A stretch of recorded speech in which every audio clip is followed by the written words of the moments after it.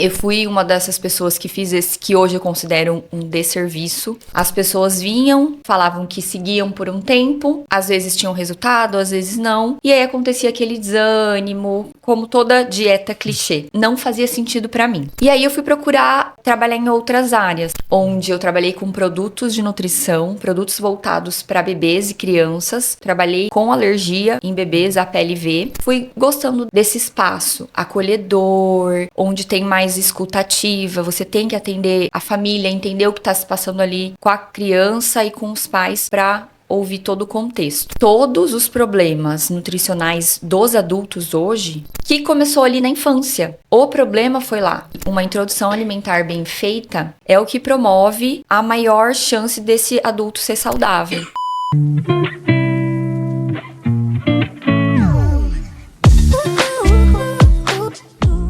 Seja bem-vindo ao nosso podcast, onde as ideias se encontram. No episódio de hoje eu tô aqui com a Cibele Ito. Ela é nutricionista materno-infantil, especialista em introdução alimentar, seletividade e obesidade infantil. Hoje nós vamos falar aqui sobre introdução alimentar. Então, se você é mãe, assiste até o final que você vai sair daqui com dicas valiosas. Seja bem-vinda, Cibele. Obrigada, Caia. É um prazer estar aqui com você. Espero poder ajudar muitas mães e famílias, né, para construir nosso futuro. Maravilha. Bom, a Cibele, ela é hoje nutricionista materno-infantil com foco em comportamento. Como que você começou, Cibele? Como que foi essa mudança? O que passou na sua cabeça para atender esse público? Bom, eu já sou formada eu nem sei fazer a conta, mas eu me formei em 2017, faz muito tempo. Minha primeira pós-graduação foi em nutrição clínica, então eu já gostava dessa área. Só que aí eu comecei a atuar e comecei a ficar um pouco desanimada, porque não fazia muito sentido, né? Naquela época a gente seguia muitos cardápios, muitos rótulos, a gente prescrevia medidas, né? Então, eu fui uma dessas pessoas que fiz esse que hoje eu considero um desserviço, não desrespeitando colegas que ainda fazem, mas não fazia sentido pra mim. As pessoas vinham, né? Falavam que seguiam por um tempo, às vezes tinham resultado, às vezes não. E aí acontecia aquele desânimo, como toda dieta clichê, né? E aí eu fui procurar trabalhar em outras áreas, que foi a área da indústria, onde eu trabalhei com produtos de nutrição, produtos voltados para bebês e crianças. Depois eu fui fechando o nicho, trabalhei com alergia em bebês, APLV. E fui conhecendo esse mundo, fui visitando pediatras, né? Eu trabalhava diretamente com eles, estava em contato com mães, enfim, e fui gostando desse espaço acolhedor, onde tem mais escutativa, você tem que atender a família, entender o que está se passando ali, né? Com a criança e com os pais para ouvir todo o contexto. E aí, eu aprofundei o trabalho de uma colega, que foi uma pessoa que me inspirou muito, a Desirê. Ela já tem uma carreira bem consolidada e bastante experiência. E ela me ofereceu de um dia trabalhar com ela no consultório. E ela fez até um encontro com algumas mães. E foi onde, assim, eu me apaixonei. E fez muito sentido pra mim.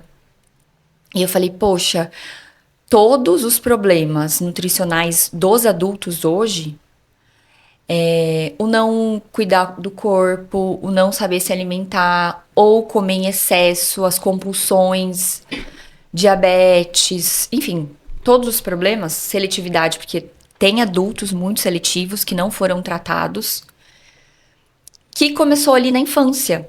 O problema foi lá. E aí eu quis mergulhar e entender isso.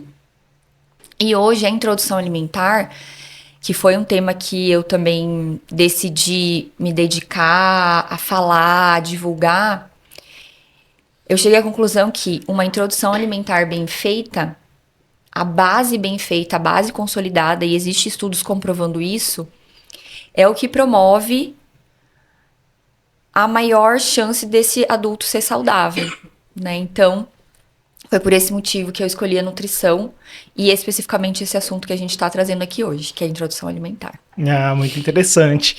E você aplicou já na sua vida? Eu sei que você tem a Mari, sua filha, então você não só tem conhecimento teórico e aplica nas suas clientes, nas suas pacientes, mas você também tem esse conhecimento prático. Sim. Também foi um divisor de águas e todo dia, todos os dias eu aprendo com ela, porque, na verdade, os filhos são justamente para trazer o desafio para nós e a gente saber como lidar com aquilo, né? Eu coloquei exatamente na prática o que eu passava na teoria, como era aquele sentimento, né? Putz, hoje ele não comeu bem, hoje ela não comeu bem, hoje ela só mamou. Ai, que desespero. Ou como eu faço para servir tal alimento? Qual é o ponto certo? Qual a textura? Tá na hora de eu evoluir a textura? Não tá? E a Mari teve algumas questões orofaciais, questões de alergia, que aí foram ainda mais desafiadoras e que eu pude ter mais empatia ainda com essas mães e poder falar melhor sobre o assunto e acolher melhor essa mãe. Compreender mais essas mães que eu atendo. E já atendi e vou atender, né? Uhum. E na sua visão, qual a importância de uma introdução alimentar correta na vida de um bebê? Bom, Caio, não te corrigindo, mas tentando te mostrar uma outra forma de colocar, não acho que a palavra correta é o ideal. Não existe o certo e o errado, né? Por exemplo, é certo fazer só BLW, que é uma técnica, uma maneira de oferecer a comida? É certo só fazer batido? É certo só fazer em pedaços? É certo só fazer misturado? Não existe, até porque muitas vezes o que eu percebo, a mãe quer muito fazer o BLW, que são os alimentos em pedaços. Mas o bebê não quer comer daquele jeito. Ele não vai bem desse jeito. Ou ao contrário, a mãe não quer fazer BLW, porque ela não gosta de se sujar, não gosta que o bebê se suje. Mas o bebê só quer comer com as mãos. Então não existe o certo e o errado. O que existe é você, como adulto, como cuidador, responsável por aquela criança, estudar e saber exatamente o que está dentro do esperado para aquela fase, como você pode estimular essa criança para aquela fase, né? E dar as ferramentas para ela se desenvolver, se nutrir, aprender a comer, a ter prazer naquele momento. Então eu acho que esse é o correto que você fala para ser feito. Você entender o que está esperado ali para aquele momento e fornecer a base para aquela criança poder fazer aquilo. Uhum. Você falou para entender a fase correta. Quais são as fases que a gente tem na introdução alimentar? Eu gosto de separar a consulta em alguns momentos, algumas fases, né? Então, a primeira, de 6 a 9 meses. Nesse intervalo, eu converso mais uma vez com a família, ou converso mais vezes, fico ali disponível para quantas vezes a família precisar, porque é muito relativo. Tem mães que elas já têm o engajamento, já é cultural cozinhar, preparar, fazer compra, e tem mães que não têm essa aptidão, e tá tudo bem. Depois, aos 9 meses, a gente começa outra fase. A criança já tem aptidão para fazer, por exemplo, uma pega de pinça, né? Fazer movimentos mais minuciosos. Ela já consegue fazer outros movimentos com a língua. E nutricionalmente falando, aos 9 meses também, a criança já não precisa tanto do leite materno quanto ela precisava antes. Ela já tem outras necessidades nutricionais. Depois dos 9 meses, um ano. Um ano também é uma fase que é divisor de águas. A maioria das famílias sabe em relação ao sal, mas tem muitas outras questões envolvidas, né? Um ano começa o sal, mas ela também tem outras aptidões, principalmente o andar, que vai impactar muito no comer. E depois com 1 ano e meio, que é onde a criança começa a demonstrar preferências. Então, alguns profissionais falam que começa o momento da seletividade. Mas não, como qualquer pessoa que tá com o cérebro construindo memórias, ela já começa a escolher qual memória traz mais prazer, qual memória faz mais sentido para ela comer naquele momento. Uhum. Ah, E entendi. aí a introdução alimentar finaliza com 2 anos. Ela não acaba ali com 1 ano. Então ela vai até os 2 anos, e até 2 anos a gente tem bastante mudanças no cérebro dessa criança que vai impactar no comportamento e que vai acarretar outras mudanças também nutricionais. Uhum. Ah, entendi. Bom, agora vamos por partes. Tá. Nessa primeira fase, a partir de quanto tempo a gente pode começar a dar alimentos para o nosso filho? Como que a gente sabe que a criança pode comer e o que que ela pode comer? Tá. Então hoje existe um consenso. Acho não, é um consenso assim de todas as diretrizes a partir dos 6 meses. Mas algumas crianças com 6 meses não vão ter os sinais de prontidão. Então, 6 meses mais o sinal de prontidão. O que é o sinal de prontidão, Caio? Algumas crianças ainda estão longe, muito longe de conseguir se sentar sem apoio, né? Imagina, eu sempre peço para os pais fazerem esse teste. Tentar comer escorado, né? Então, desalinhar um pouco o corpo e tentar comer. É muito desconfortável.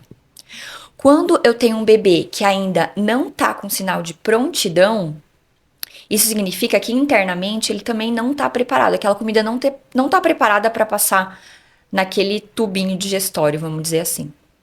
E aí sim, isso é perigoso, isso pode gerar engasgo, isso pode gerar desconforto, né? Outro sinal de prontidão é a criança estar interessada na comida. Assim, até hoje, eu não me lembro, não me recordo desse sinal de prontidão não ter aparecido. Acho que todas as crianças que eu peguei até hoje já têm esse sinal. Porque é aquilo que ela faz com o brinquedo, com as próprias mãozinhas, de levar as coisas até a boca, de estar conhecendo essa parte interna mesmo da boca, que traz muita informação, né? Então, o chupar, o mastigar, o morder, ela já tem que estar dando esses sinais. Basicamente são esses. Uhum. É o sinal que ela tá pronta. Ah, tem mais uma coisa, Caio. Se a criança for prematura, a gente precisa usar a idade corrigida. A mãe do prematuro sabe do que eu tô falando. Então, sempre a conta é de quantos meses ela teria se ela tivesse nascido no tempo certo. Né? Então, se o bebê nasceu de 7 meses, a gente vai fazer a conta jogando pra frente o início dessa introdução alimentar. Tá? Isso é idade corrigida. Entendi. Quais tipos de alimentos a gente pode dar para uma criança nessa primeira fase da introdução? É outra novidade que virou um consenso entre as diretrizes que diz que, em relação às frutas, todas as frutas podem ser oferecidas. Antes existia esse preconceito, até assim, de pediatras em relação a isso, né? Vamos só começar com a banana ou frutas que não são ácidas. Não, hoje a gente sabe que, dependendo de como você oferecer, qual corte, todas as frutas podem ser oferecidas. Carne também, leguminosas, carboidratos, todo o grupo. O que não é recomendado são as folhas, por conta mesmo da textura. Então, alface, agrião, as folhas cruas. Do restante, todos os alimentos podem ser oferecidos já nesse primeiro momento. E a criança, ela mastiga? Ou ela, como que a gente dá esse alimento? É em forma de papinha? Ó, por isso é um dos pontos da gente separar as consultas, as orientações por fases. De 6 a 9 meses, a criança, o bebê vai ter uma mastigação um pouco não, totalmente mais com a língua e usando essa parte só da frente, assim. E depois ela vai explorando outras regiões da boca. Então, não adianta eu oferecer nesse momento um bife. Ela não vai conseguir, ela não vai ter aptidão para comer esse bife, não faz sentido. Então, nesse início, a gente precisa oferecer coisas macias. O macio quanto? A ponto de que você consiga apertar o alimento e ele se dissolver no seu dedo. Em relação às papinhas, Caio, a gente sabe, é um consenso também, não oferecer mais papinhas liquidificadas nem misturadas. Isso, graças a Deus, é algo recente, mas até a própria Sociedade Brasileira de Pediatria não apoia. Então, sempre, se você for oferecer na colher, amassado, levemente amassado com um garfo. Nunca fazer papinha. E para aquela mãe que já tá dando papinha, é possível começar a introduzir já também? Com certeza. Tudo que ela usa, a mãe que tá fazendo papinha hoje, né? Até uma mãe perguntou no Instagram. Eu fiz papinha até agora. O bebê tem 9 meses. Eu posso começar a oferecer em pedaços? Sim, com certeza. Ela já tem os ingredientes da papinha. É só ela separar, dar uma fervida, uma cozida, enfim. Oferecendo uma textura adequada, que é essa que eu falei, de amassar levemente e o alimento se desintegrar, na colher. Exatamente todos os ingredientes que ela usa na papinha. Inhame, batatinha, cenoura, vagem, couve-flor, brócolis, enfim, tudo que ela usa, ela só vai mudar a textura e ela pode continuar oferecendo na colher sem problema nenhum. Tá tudo certo. Ah, entendi.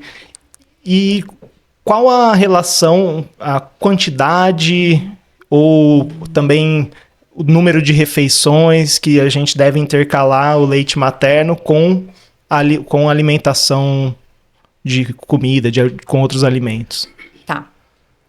Esse é um tema que eu amo falar, que eu em todas as consultas, cursos, orientações, eu bato muito, perco bastante tempo, invisto muito tempo nesse assunto. Quantidade. É o que mexe no coração dessa mãe e que traz insegurança, inclusive para mim. Então, muitas vezes eu recebo ligação. Cibele, tô desesperada, porque o fulano come 2 bananas nanicas. E também recebo ligação assim, tô desesperada, porque o fulano come 1 colher de sopa de banana nanica. Qual tá certo, qual tá errado? Os dois estão certos, não existe errado. O bebê já nasce, Caio, pronto. O que é pronto? Quando a gente oferece o leite materno, o bebê sabe exatamente a hora de parar ou de pedir mais. Ele dá os sinais, apesar de não falar. Quando você leva ele ao pediatra, ele vai crescendo na curva, ganhando peso, ganhando altura, porque existe essa sabedoria de fome e saciedade intrínseca que nasce com a gente. Então, quando um bebê come 2 bananas nanicas e quando o bebê come 1 colher de sopa, os dois crescem e os dois ganham peso. Isso, inclusive, já aconteceu com gêmeos. Um tem a fome GG e outro tem uma fome PP. Mas os dois caminham bem. Então, a quantidade, né, não é algo a ser decidido pela pessoa que está oferecendo a refeição. Isso é muito difícil da família, do cuidador entender, compreender. É algo que a gente sempre tem que ficar repetindo. Demonstrou o sinal de saciedade, pode parar de oferecer. Não tem que forçar, né? A gente respeita. E esse é o grande diferencial de uma introdução alimentar respeitosa. Uma introdução alimentar onde você não é protagonista, o bebê é protagonista. Você serve como uma ferramenta. Eu vou colocar a banana. Se ele pedir mais, são 2. Se ele só querer 1 colher de sopa, tá tudo ok também. Então, tá ali muito ligada, observando e respeitando os sinais do seu bebê, que você vai aprendendo ao longo do tempo. E nessa, eu acredito que essa primeira fase é a fase que as mães mais se preocupam em relação a engasgos. De Sim, dar um pedaço maior para o bebê ele engasgar. Existe esse risco? Como que é essa questão dos engasgos? tá. Isso também é comprovado. O risco de engasgo existe para o bebê, assim como existe para você e existe para mim. Qual é a chance de um bebê engasgar na introdução alimentar? É a mesma chance que o bebê tem de quebrar a perna quando começa a andar. O bebê, ele já tem a proteção inata dentro dele. Quando algo encosta ali, bem no fundo da garganta, ele faz o reflexo de gag, que é isso, que é justamente a proteção para o engasgo. Então, quanto mais você deixar de oferecer coisas em pedaços ou coisas trituradas que não têm textura, menos ele vai fazer gag e maior vai ser a chance do engasgo. Então, é justamente o contrário. Quanto mais você evita oferecer alimentos no seu formato natural, né, ou menos amassado possível, maior a chance dele engasgar. Então, é aquilo que eu te falei, existe o risco? Existe, né? Adultos precisam de manobra de desengasgo. A gente vê isso. Mas o risco dele engasgar com leite materno é o mesmo dele engasgar com a comida. Esse risco vai existir. Do mesmo jeito que existe o risco de eu sair lá fora e acontecer uma tragédia comigo, sabe? Então, assim, é muito raro. Acontece? Acontece, mas é raro. Por isso que a gente também orienta a como deve ser feito todo o processo e quais cuidados devem precisar acontecer. E um daqueles foi o que eu comentei, né? Respeitar o sinal de prontidão. O bebê tem que estar pronto para poder aprender a comer. Você falou então que o gag ele é o movimento que o nenê faz quando algo enrosca na garganta dele e o engasgo seria algo mais profundo, assim, algo que ele qual que é a diferença Não fui prática? clara, desculpa, Caio. Então, assim, ó, o engasgo vai ser algo que vai tampar todo o orifício que o bebê não vai mais conseguir respirar. Então, você concorda comigo que se eu oferecer uma colher com um alimento amassado, não tem como aquele alimento todo travar e tampar esse orifício da garganta. É impossível. Agora, o que é possível? Um pedaço de uva, né? Que a uva ela já é redonda, ela é propícia para o engasgo. Um bolinho. Então, precisa ser algo duro, algo que o bebê não consiga se proteger e vá direto ali e tampe esse orifício. E aí ele começa a ficar roxo, ele não tem reação de tosse, né? O gag ele fica vermelho e em segundos ele coloca pra fora e continua comendo como se nada tivesse acontecido. Ele continua vermelho, mas é como se nada tivesse acontecido. O engasgo não. Aquilo, o bebê não volta, não volta, não volta. E isso eu acho que é um erro por não existir uma política de prevenção. Na minha opinião, todas as mães, todos os pais, todas as famílias e cuidadores deveriam sair da maternidade, assim como a gente faz o teste do pezinho, várias avaliações, com as enfermeiras ensinando como faz o desengasgo. Né, que é algo simples de ser feito. Você coloca o bebê numa posição, a gente pode deixar o link aqui de um exemplo de como é feito. E se a pessoa souber fazer essa manobra, rapidamente o bebê desengasga. Tá? Então, assim, o gag mesmo, que é o reflexo, ele vai acontecer muitas vezes no começo. Inclusive, O bebê faz isso com a própria mãozinha. Quando ele tá explorando a cavidade oral, ele coloca a mãozinha, às vezes enfia muito a mão e faz o reflexo. Isso vai continuar acontecendo com os alimentos. Ele vai colocar e vai fazer o gag. Faz parte do aprendizado. Tá? Então, se o bebê tá fazendo gag, tá ótimo. Ele tá aprendendo a comer. Faz parte, então o gag faz parte da introdução, é algo normal. Normal. Faz parte da introdução. Exatamente isso, Caio. Faz parte do aprendizado. E outra coisa. Quando eu falo que faz parte do aprendizado, né? Então ele pegou ali um pedacinho de batata doce. E aí nesse dia ela tá um pouco mais longa. Quando ele enfia a batata doce ali na boca e faz o reflexo, ele vai falar: opa, na próxima vez que eu for enfiar, eu não posso enfiar tanto, eu preciso enfiar um pouco menos. E assim ele também vai conhecendo os limites da própria boca e do próprio corpo. Agora, se você todas as vezes oferecer com a colher, ele não vai ter essa noção, né? O que depois também vai facilitar a noção com os talheres. Então, eu coloco, espeto o alimento e sei até onde eu posso colocar o garfo sem com que eu faça esse movimento de gag, né? Cada vez mais eu vou conhecendo e explorando a minha boca. Algo legal, Caio, que eu sempre recebo de feedback das professoras da escola da Mari, é que ela sabe comer sozinha com autonomia. Então, ela sempre usa o talher ou usa as mãos e ela sabe falar o que ela quer e o que ela não quer. E falar quando ela quer mais. E aí eu pergunto, mas as outras crianças não fazem isso? Não. Muitas a gente precisa do cuidador, né? Do professor, da equipe, das outras auxiliares, para ajudar as crianças a comerem.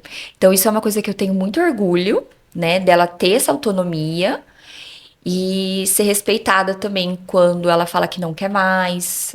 Sempre aparece ali, não comeu.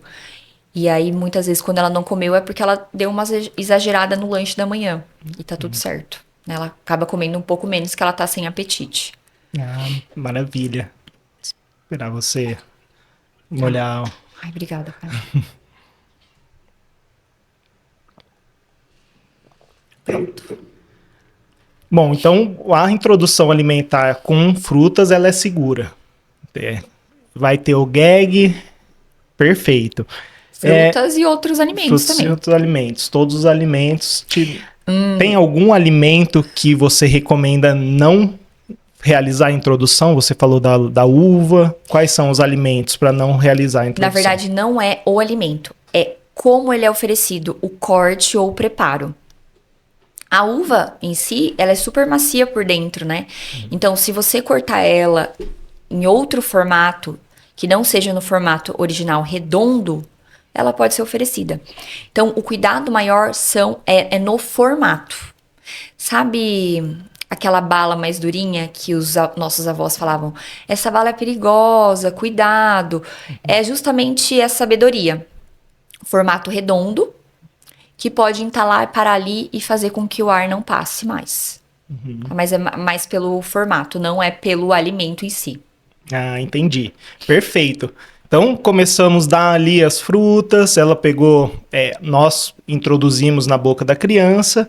Quando que a criança começa a ter autonomia e pegar e ela mesma comer? Já é a próxima fase ou não? Não, é desde o começo. Ah, desde o começo? Desde o primeiro momento, você já pode oferecer em pedaços. É errado oferecer na colher? Não, de forma alguma. Como eu falei, vão ter bebês que vão aceitar as duas maneiras, vão ter bebê que vão preferir com as mãos e vão ter bebê que vão preferir com a colher. Qual que é o certo e o errado? Não existe. O que existe é você estar atenta ali, né? E entender como o bebê tá indo melhor. O que tá mais fácil para ele. Eu, Cibele, gosto muito da ideia da gente fazer das duas maneiras. Tanto na colher, quanto no BLW, comer com as mãos. Por vários motivos. Primeiro, eu acho que a colher, ela dá uma segurança para a mãe que o bebê tá ingerindo ali. E o comer com as mãos é a parte mais importante do processo de introdução alimentar. Quando eu faço, Caio, o tratamento de seletividade alimentar, onde a principal técnica é a terapia alimentar, nada mais é do que eu voltar na introdução alimentar. É fazer essa criança brincar com um alimento que ela não come, que ela não conhece ou que ela pegou uma aversão. É ela preparar, mexer, se relacionar com esses alimentos. Então a gente faz isso através de brincadeiras e a grande maioria das famílias que tem o filho com seletividade alimentar, não permitiram com que o bebê comesse com as mãos nessa fase da introdução alimentar. Então, é hoje o tratamento que a gente usa para seletividade é recomeçar uma introdução alimentar. Então, por isso, o comer com as mãos é importantíssimo. E outra coisa que eu gosto de falar muito, Caio. Então, quando o bebê tá na introdução alimentar, ele tá explorando 5 sentidos. Então, ele pega... Vou usar aqui. Ele pega um pedacinho de brócolis. O brócolis é um alimento fácil, um alimento bom para usar, que a gente pode ir navegando nas texturas, né? Então, ele pegou o brócolis. Quando ele pega o brócolis, ele tá recebendo muita informação. Informação sensorial nas mãos. Então, eu peguei e ele começa a amassar aquilo. Ele gira de um lado, gira de outro, vê se faz barulho, cheira, passa no cabelo, passa no rostinho, às vezes joga no chão para ver se faz barulho. Tudo que ele faz com um brinquedo. Porque ele ainda, no começo, ele não entendeu que aquilo é para comer e que aquilo sacia. Quando ele leva na boca, eu levo sozinho, então eu começo a explorar a minha cavidade oral, passar dentro da boca, passar de um lado, fazer cócegas, fazer massagem. Então, isso traz muito aprendizado. Diferente do direto na colher, que a gente corta todo esse processo. Então, por isso que eu gosto de associar e incentivar as mães para elas fazerem os 2 caminhos. Tanto na colher, quanto comer com as mãos. Não, é muito bom, muito bom. E a próxima fase, dos 9 meses, quais são as características? O que marca essa fase? Tá, vamos lá. Na fase dos 9 meses, tudo que eu falei de expectativa dos 6 meses já tem que ter sido alcançada. Então, a rotina tem que estar implementada. Qual é o horário que o bebê vai comer a fruta? No meio da manhã? Porque até então, a família está fazendo testes. Eu falo que do 6º ao 9º mês é muito mais para a família, né? Escolher onde ela vai fazer a compra, quantas vezes na semana, qual a quantidade de hortifruti ela vai trazer para casa. Essa é a organização da rotina. Funcionou fazer a soneca primeiro ou funcionou dar o almoço primeiro? Como que o bebê... qual horário ele está disposto para comer?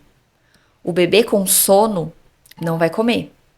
Por quê? O primeiro sinal dele é: estou irritado com o sono, então eu preciso dormir para estar disposto para aprender uma nova aptidão, né? Por exemplo, a gente não consegue ir para um curso de inglês morrendo de sono, a gente vai ter um rendimento muito baixo. Como ele está aprendendo a comer, ele precisa estar disponível. Então, essa rotina tem que estar ok. A gente já precisa ter evoluído a textura. Lembra aquela primeira textura, que é um alimento bem mole, que você consegue amassar com os dedos? Essa é a textura dos 6 meses. A textura dos 9 meses já não é mais essa. É aquela textura que o bebê já consegue dar leves mastigadas e levar o alimento para um lado e para o outro. A língua começa a fazer outros movimentos. Então, a gente tem que evoluir. A gente também precisa começar a oferecer mais alimento e menos mamadas. Por quê? Porque com 9 meses, essa necessidade nutricional dá uma pequena mudada. Os nutrientes começam a ser mais importantes do que o leite materno. Não mais importantes, mas o alimento ele começa a ter um papel diferente ali para aquele bebê. Então, só recapitulando: rotina, evolução de textura e a gente começa também a cortar os alimentos em pedaços para o bebê fazer um movimento de pinça, que ele já tem aptidão para fazer. Com 9 meses, Caio, se a gente não evolui a textura, a gente já consegue ver aquele bebê que tem uma flacidez orofacial, que é aquele bebê que não tá tendo estímulo, não tá mastigando. E aí, uma fono pode falar melhor disso, mas pelo pouco que eu já aprendi com elas, a gente pode ter uma dificuldade na fala, uma dificuldade na mastigação, e isso vai gerando atrasos. Com 1 ano, eu faço o teste da castanha, que o bebê, ele consegue colocar uma castanha de caju, mastigar e triturar. Essa mastigação já tem que estar boa nesse nível. Tá? Então, basicamente, são essas evoluções aos 9 meses. E com quanto... nos 9 meses ele já começa a pegar talheres também, espetar ou não, mais pra frente? Não, com 9 meses eu já peço para os pais deixarem um garfinho, né? Diferente do que a gente pensa, o garfo é mais fácil que a colher. Porque o garfo você consegue espetar. A colher você tem que fazer o movimento de encaixar o alimento na colher, colocar na boca e finalizar com uma leve levantada. Então, são muitos movimentos. O garfo é mais fácil. Então, o garfo e o copo. O copo aberto também. Então, o bebê vai já ter autonomia e aptidão para segurar, levar até a boquinha. Ele já conhece onde é a boca dele. Esse é um outro motivo. Esse é outra questão. Bebês que são só alimentados com colher, eles têm dificuldade para saber onde é a boca. O caminho da boca. Né? Então, o bebezinho, com 9 meses, ele já tem essa aptidão de colocar e tomar no próprio copinho. Uhum. E agora, com 12 meses, com 1 ano, o que acontece com o bebê?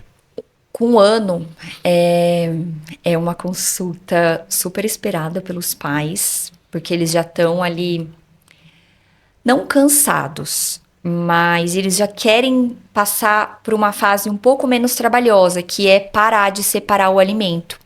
Porque antes de 1 ano, o bebê não precisa do sódio, do sal. Depois quero falar um pouco disso. Ele não precisa do sal, o sal não é recomendado. Então, a partir de 1 ano, é como se os pais falassem, nossa, me livrei, ou nossa, agora vai ficar mais fácil. E realmente fica, né? Vivendo isso na prática também eu percebi.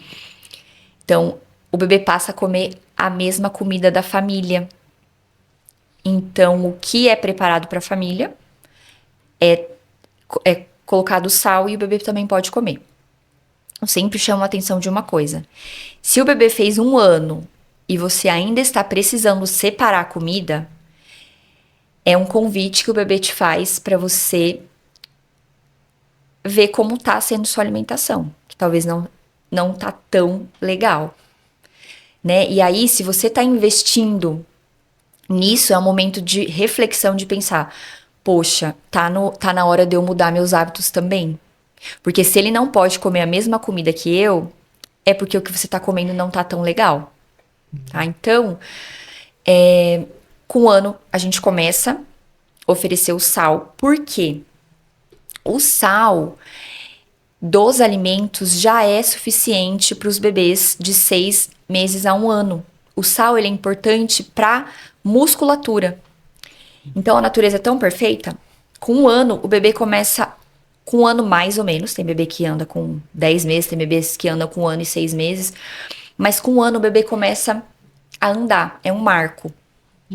E aí, é por conta disso que a gente já pode começar a colocar o sal. Porque o bebê precisa do sal nessa musculatura, ele precisa se movimentar e então ele precisa desse sal.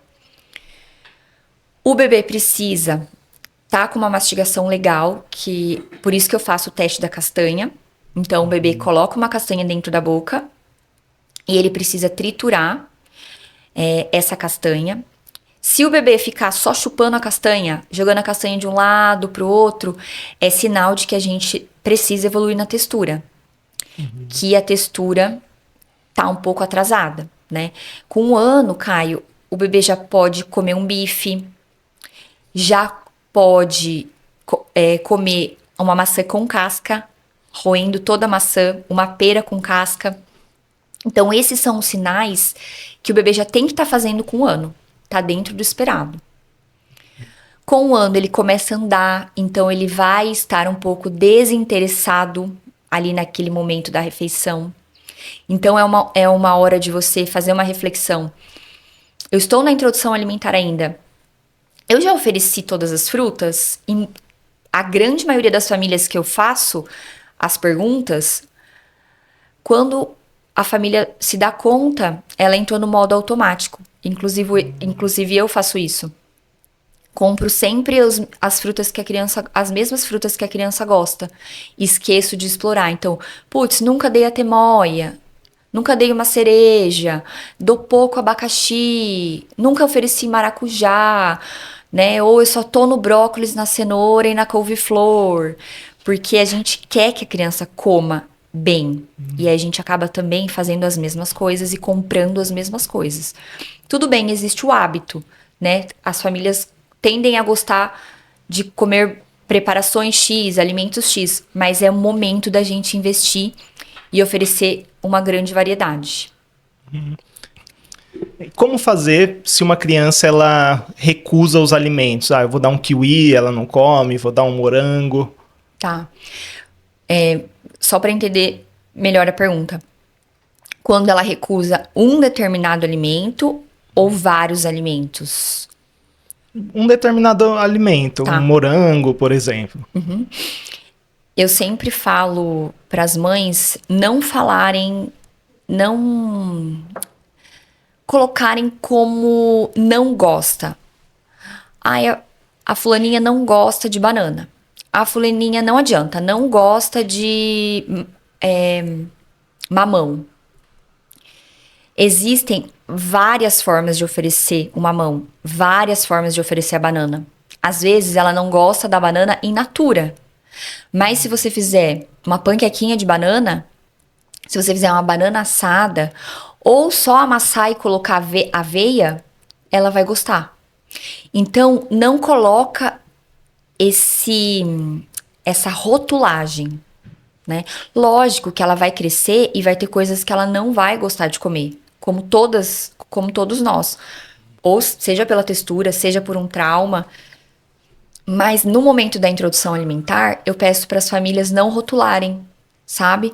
E explorarem várias formas de oferecer, não desistir de oferecer. Porque às vezes a criança só tá com sono e naquele momento ela não quis a banana.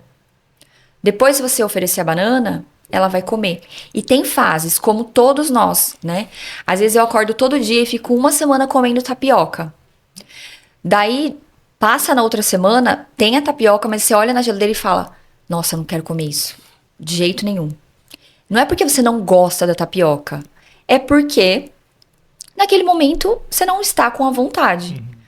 Aí, daqui 20 dias, você volta a comer a tapioca de novo. E tá tudo certo.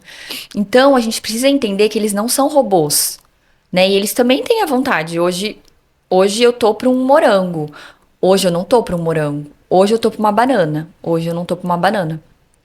E, Caio, existe algo muito forte e muito sábio, né? Que quando eu estudava, na teoria, não é que eu cheguei a duvidar, mas como eu não tinha vivido aquilo na prática, sabe? Eu precisava pagar pra ver. E é impressionante. O bebê, ele sabe exatamente o que tá faltando no corpo dele. E o leite materno é assim. Então, se hoje tá muito calor, o leite sai numa temperatura. Se o bebê tá com uma quantidade de ferro um pouco mais baixa, o corpo vai dar um jeito de tirar ferro dessa mãe para aumentar o ferro no leite materno. É surreal. Só pelo contato da boca no seio existe essa fusão de informação. E o bebê, ele tem isso dentro dele, essa sabedoria. Então, quando eu doso níveis de ferritina de um bebê, você vai bater a informação da mãe. Qual é a primeira coisa que o bebê quer comer? Carne. Ele vai direto na proteína. É impressionante. Outro exemplo. Bebê fez 1 ano. Nutricionalmente, ele precisa de mais carboidrato. Por quê? Porque ele começa a andar. O que o bebê quer? Nossa, ele tá atrás do meu pão. Posso dar pão? Ele tá comendo muita fruta. Ele só comia uma banana. Começou a comer 1,5. Por quê? Porque essa necessidade de carboidrato aumenta. Então, ele tem essa sabedoria. É impressionante.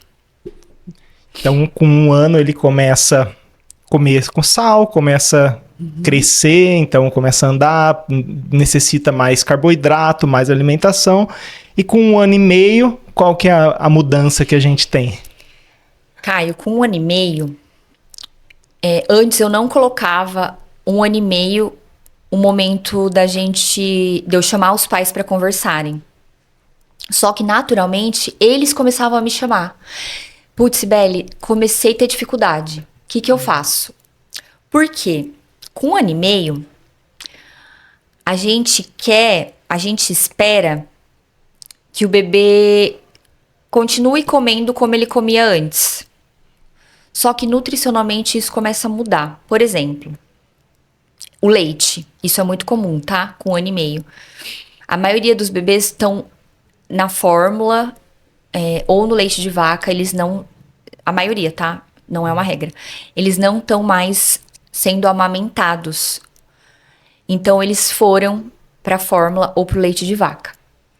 Só que a gente esquece de uma coisa. Para um bebê ter apetite, ele precisa ter intervalos. E esses intervalos começam a ser maiores. Antes, aquele bebê comia a cada 2 horas, a cada 3 horas, no máximo. A cada 3 horas, não. De 2 em 2 horas, mais ou menos. Que é mais ou menos o tempo do aleitamento, né? Ou não, tem bebês que mamam muito mais por ter o aleitamento livre. E esse bebê que tá tomando leite ou fórmula infantil, a gente não evolui. Com 1 ano e meio, o bebê que mamava 200 ml continua mamando 200 ml. Isso não é reduzido. E a tendência é que esse bebê comece a ter menos apetite. Só que a gente não reduz a quantidade de leite. E aí o que vai acontecer? Ele vai ter menos apetite, ele não vai almoçar, ele não vai jantar. Então, qual que é a grande questão de 1 ano e meio? Acordou, dei o leite, ou o peito, ou a maioria, a fórmula infantil ou leite de vaca, como eu te falei. Tomou os 200 ml. Só que aí ele vai tomar café da manhã. Só que ele não vai tomar café da manhã, porque ele tá sem fome. Putz, não tomou café da manhã. Tá. Quando é 10, 11 horas, essa criança vai ter fome. E aí eu vou dar um lanche. Só que ela vai comer esse lanche, o que vai acontecer? Vai atrapalhar o almoço. Aí ela não almoça. Aí que começa a grande questão. Ela não almoça, os cuidadores começam a entrar em desespero. Putz, não almoçou, então eu vou dar um macarrão. Só que aí no macarrão tem o brócolis e tem a carne. Só que o que é mais gostoso ali naquele momento? O que é mais palatável? Só o macarrão. Aí ela come um pouquinho do macarrão. Só que daí na hora, deu, sei lá, 1 hora, ela vai ter fome. O que vai acontecer? Ela vai tomar mais um leite. E aí ela vai... Esse leite vai tirar o apetite, vai comer mais alguma coisa ali à tarde. Putz, já não comeu, então deixa eu dar um bolinho. Aí começa, deixa eu fazer um bolinho, deixa eu fazer uma panqueca. Oferece, aí o que acontece? Não vai jantar.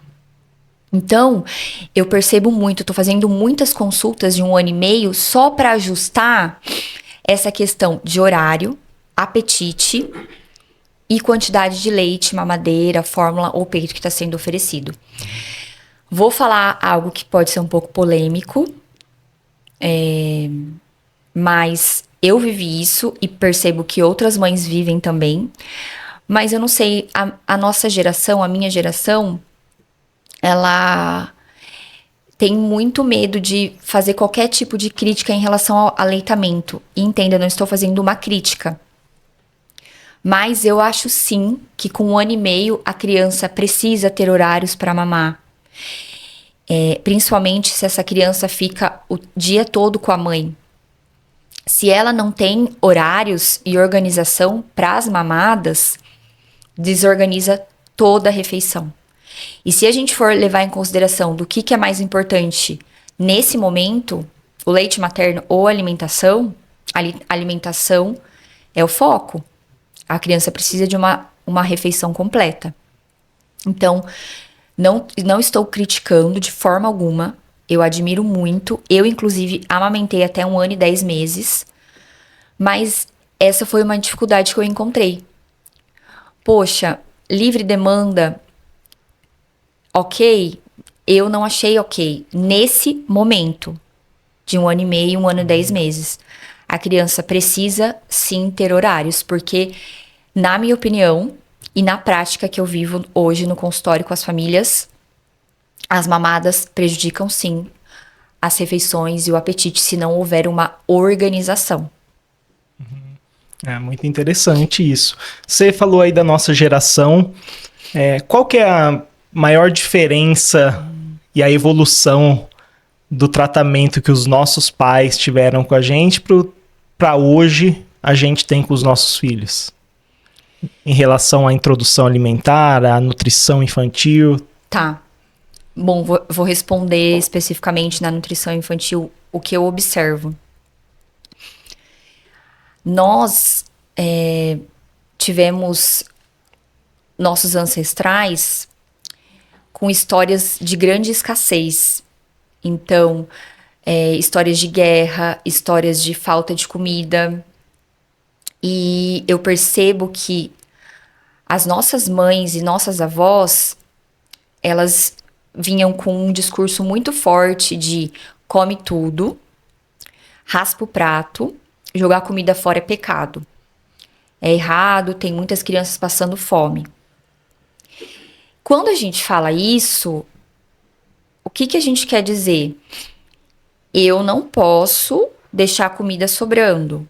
Eu preciso comer tudo sem estar com fome. Ou comer além do que eu sinto saciedade. O que eu percebo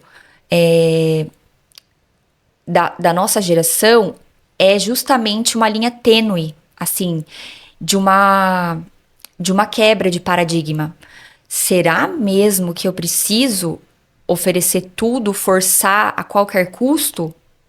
Será que não existe uma forma um pouco mais gentil, onde eu posso ser respeitada, onde eu posso ser protagonista? E o BLW traz muito isso. Eu decido, eu como, eu escolho, eu vou no meu limite, né? O que quebra tudo o que as nossas gerações antepassadas nos traziam.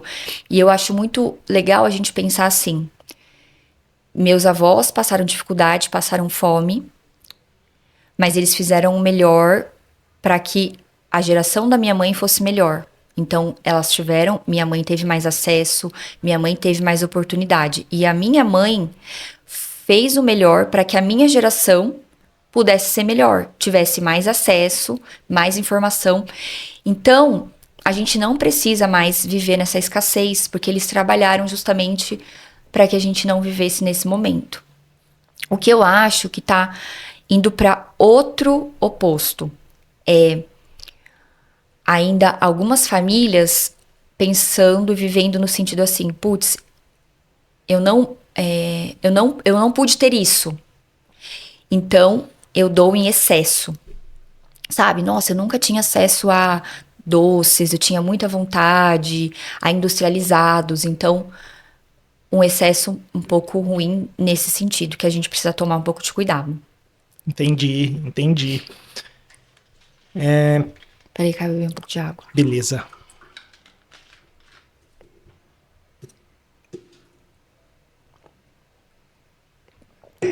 Bora. Eu posso dar alimentos processados na introdução alimentar? Não, de forma alguma. É um dos pilares da epigenética que estuda como o ambiente influencia no corpo dessa criança a longo prazo. Então a gente fala que os primeiros 1000 dias é uma fase de ouro. É uma fase onde você vai criar aquele pilar, aquela base. E já é comprovado que o ambiente é um fator que pode fazer com que genes se liguem ou se desliguem. Né? Então, por exemplo, Caio, você vai ter um filho e você tem diabetes.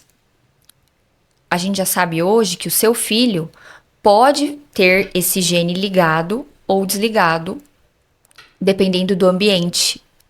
E a nutrição tem esse papel fundamental. Por isso que a gente é tão crica, tão exigente em relação a açúcar e os processados. O que os processados têm?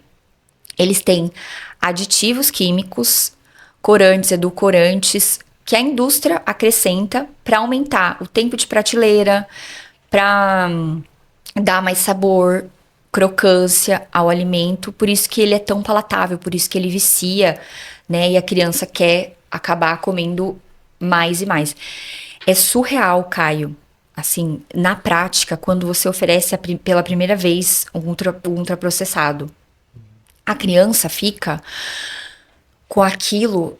A Mariana, a gente fez uma viagem e uma menininha ofereceu pra Mariana, óbvio, ela nem me pediu permissão, né? Tem crianças que até pedem, assim, acho bem interessante. Uma bala Fine.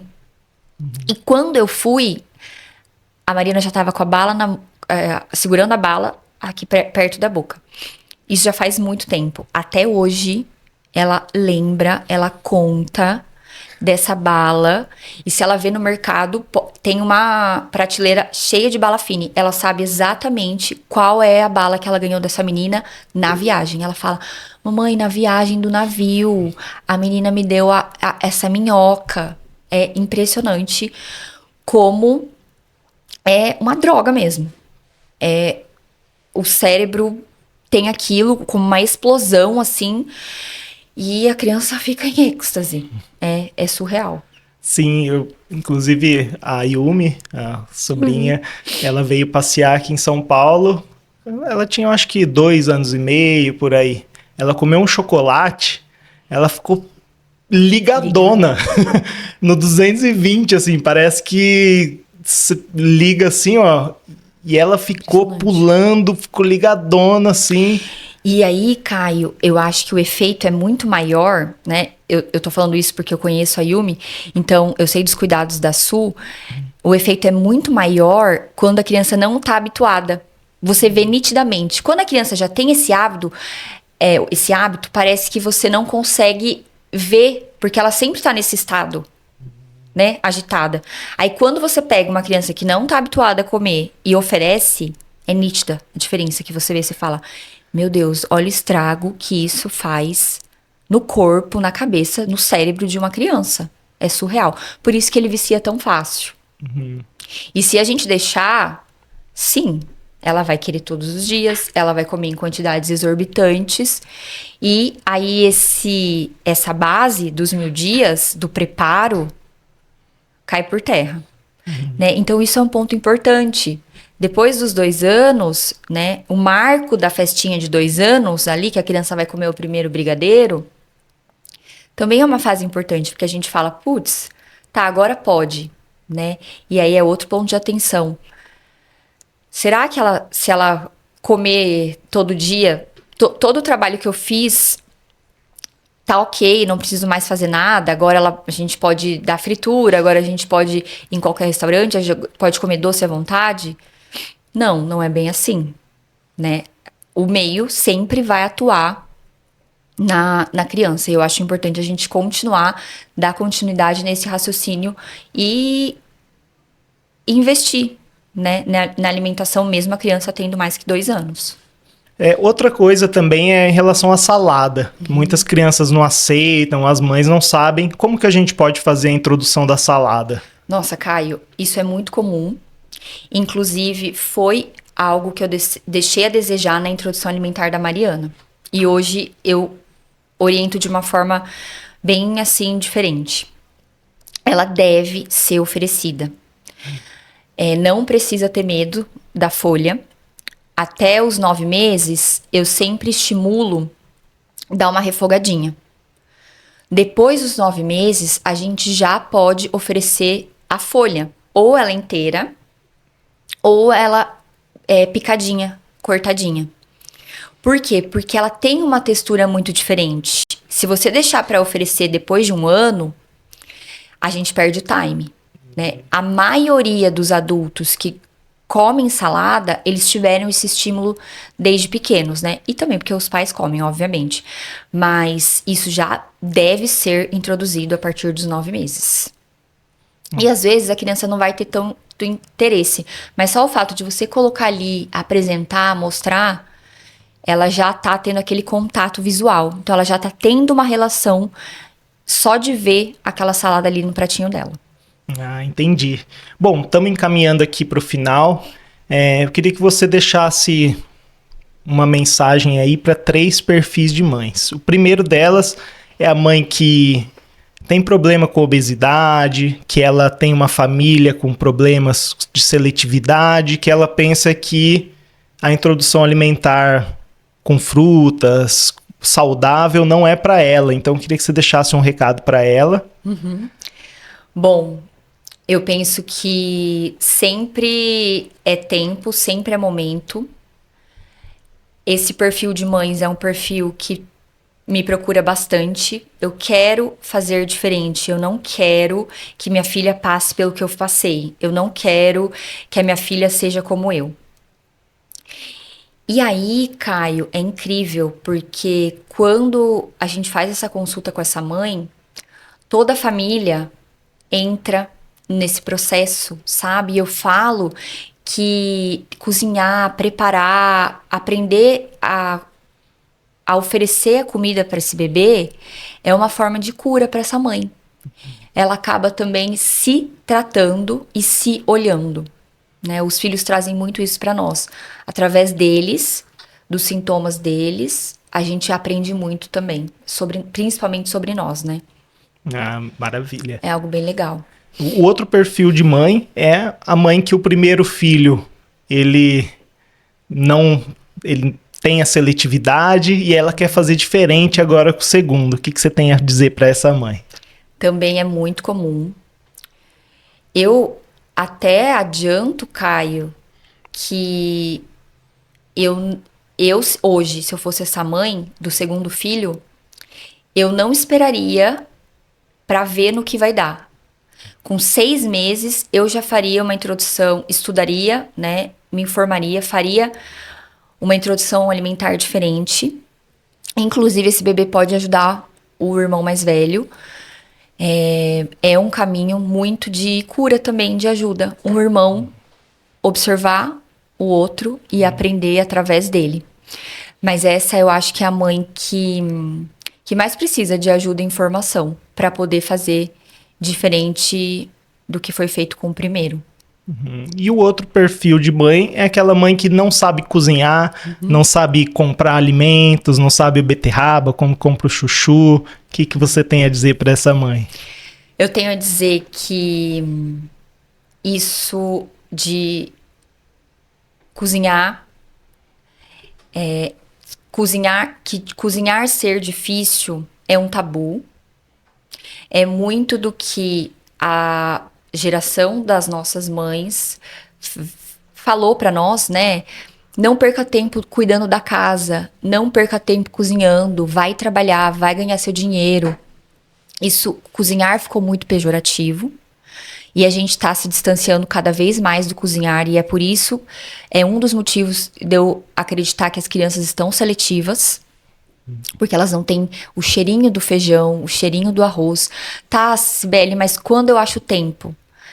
Não tem dificuldade, né?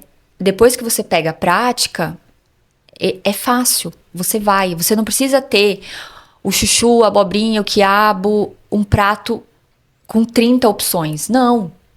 é algo simples e a gente tem que começar a acreditar e ver que é simples. E eu posso ajudar nesse processo também dessa simplicidade.